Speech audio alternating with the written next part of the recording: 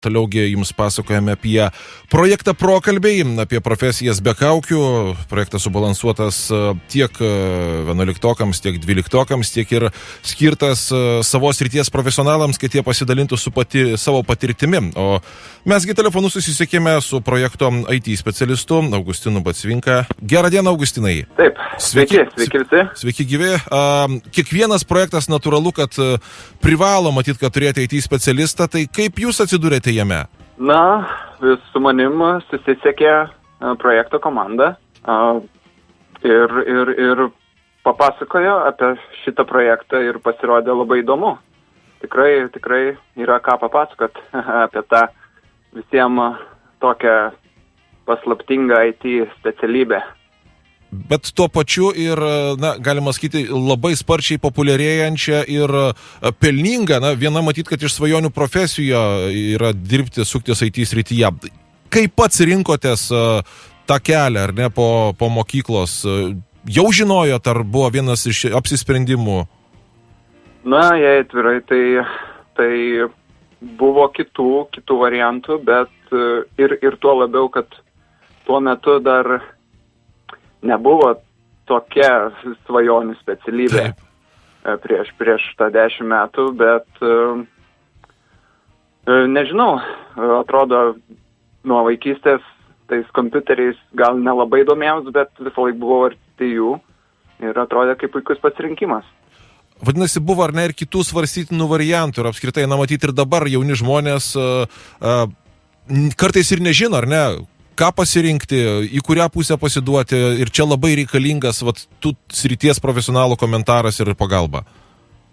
Na, iš asmeninės patirties, aš irgi net studijuodamas IT dar nebuvau visiškai apsisprendęs, bet trečiam kurse tiesiog atsirado tas įdomumas. Ir kuo toliau, tuo labiau jis didėjo. Tai, kad jeigu esi dar neapsisprendęs, tikrai verta būtų pabandyti. Tuo labiau, kad šiais laikais galima nesunkiai apsigalvoti.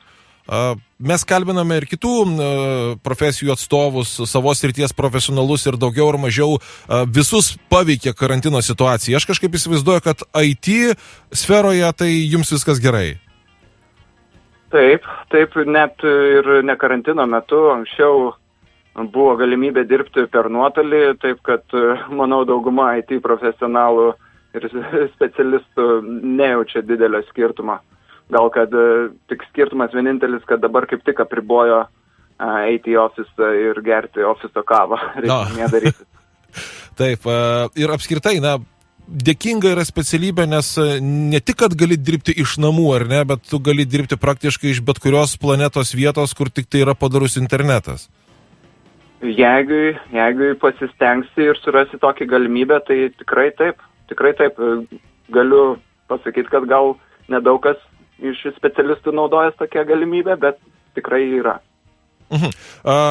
Kadangi projektas yragi augantis, tai mes paraginkime matyti tiek jaunus žmonės, tiek savos srities profesionalus prisijungti prie jo, kad įvyktų tas gražus bendradarbiavimas ir jaunas žmogus lengviau galėtų apsispręsti, kurio keliu jame eiti.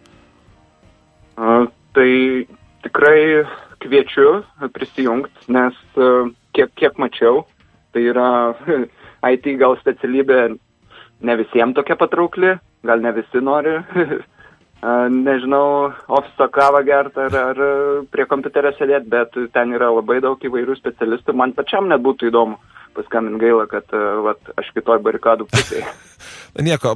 Kaip įsivaizduojat arba kokį norėtumėt matyti šį projektą ateityje?